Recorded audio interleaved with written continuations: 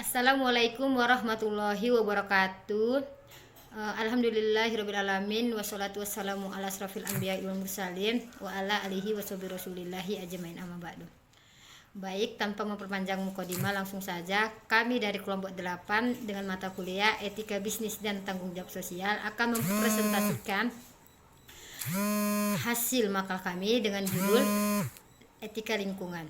Sebelum itu, saya akan memperkenalkan terlebih dahulu anggota kelompok 8. Saya Ria Septiana selaku moderator yang akan memimpin jalannya diskusi ini, dan teman saya pemateri bernama Almi Ramadhani dan Rizky Arianti Nasution. Tanpa memperpanjang waktu, langsung saja pemateri pertama nantinya akan dibacakan oleh Almi Ramadhani dan dilanjutkan untuk pemateri kedua, yaitu akan dibawakan oleh saudari Rizka Arianti. Untuk Almi Ramadhani, saya persilahkan untuk memaparkan materinya. Terima kasih kepada moderator. Yang pertama adalah pengertian etika lingkungan. Etika lingkungan berasal dari dua kata, yaitu etika dan lingkungan. Etika berasal dari bahasa Yunani, yaitu ethos, yang berarti adat istiadat atau kebiasaan. Nah, dan lingkungan adalah segala sesuatu yang ada di sekitar manusia yang mempengaruhi kelangsungan kehidupan, kesejahteraan manusia dan makhluk hidup lain, baik secara langsung maupun secara tidak langsung. Jadi, pengertian etika lingkungan merupakan kebijaksanaan moral manusia dalam bergaul dengan lingkungannya.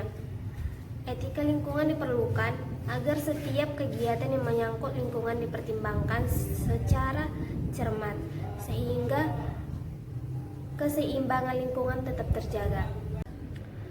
Jenis-jenis etika lingkungan. Etika lingkungan disebut juga sebagai etika ekologi. Etika ekologi selanjutnya dibedakan menjadi dua, yaitu etika ekologi dalam dan etika ekologi dangkal.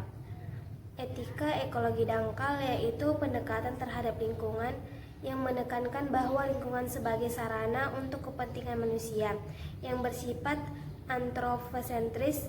Etika ekologi dangkal ini biasanya diterapkan pada filsafat rasionalisme dan humanisme, serta ilmu pengetahuan mekanistik yang kemudian diikuti dan dianut oleh banyak ahli lingkungan. Kebanyakan para ahli lingkungan ini memiliki pandangan bahwa alam bertujuan untuk memenuhi kebutuhan hidup manusia. Etika ekologi dalam yaitu pendekatan terhadap lingkungan yang melihat pentingnya memahami lingkungan sebagai keseluruhan kehidupan yang saling menopang sehingga semua unsur mempunyai arti dan makna yang sama. Etika ekologi ini memiliki prinsip yaitu bahwa semua bentuk kehidupan memiliki nilai bawaan dan karena itu memiliki hak untuk menuntut penghargaan karena harga diri, hak untuk hidup dan hak untuk berkembang. Baiklah, terima kasih kepada moderator. Materi selanjutnya akan saya bacakan sendiri. B. Teori etika lingkungan. Pertama, antroposentrisme. Teori lingkungan ini memandang manusia sebagai pusat dari sistem alam semesta. 2. Biosentrisme. Teori lingkungan ini memandang setiap kehidupan dan makhluk hidup mempunyai nilai dan berharga pada dirinya sendiri. Yang ketiga, ekosentrisme. Teori ini secara ekologis memandang makhluk hidup atau biotik dan makhluk tak hidup atau abiotik lainnya saling terkait satu sama lainnya. 4.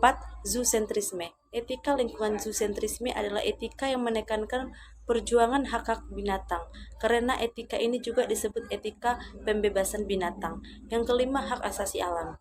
Makhluk hidup selain manusia tidak memiliki hak pribadi, namun makhluk hidup membutuhkan ekosistem atau habitat untuk hidup dan berkembang. Makhluk hidup seperti binatang dan tumbuhan juga mempunyai hak, meskipun mereka tidak dapat bertindak yang berlandaskan kewajiban. C. Prinsip etika lingkungan.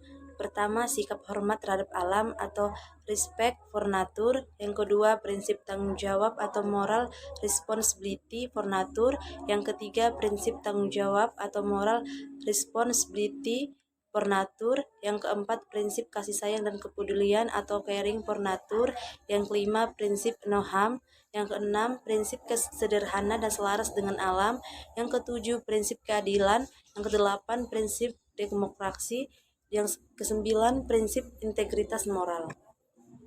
D. Perilaku manusia terhadap lingkungan hidup. Perilaku manusia terhadap lingkungan hidup telah dapat dilihat secara nyata sejak manusia belum berperadaban. Awal adanya peradaban sampai sekarang pada saat peradaban itu menjadi modern dan semakin canggih setelah didukung oleh ilmu dan teknologi. Ironisnya, perilaku manusia terhadap lingkungan hidup tidak semakin arif, tetapi sebaliknya. Kekeringan dan kelaparan berawal dari pertumbuhan penduduk yang tinggi, penggundulan hutan, erosi tanah yang meluas, dan kurangnya dukungan terhadap bidang pertanian. Bencana, longsor, banjir, terjadi berbagai ledakan bom, yang mana itu merupakan beberapa contoh kelalaian manusia terhadap lingkungannya. Selanjutnya yaitu penerapan etika lingkungan hidup. Yang pertama yaitu lingkungan keluarga. Lingkungan keluarga adalah salah satu tempat yang sangat efektif untuk menanamkan nilai-nilai etika lingkungan. Hal itu dapat dilakukan dengan contoh misalnya yang pertama, menanam pohon dan memelihara bunga di perkarangan rumah.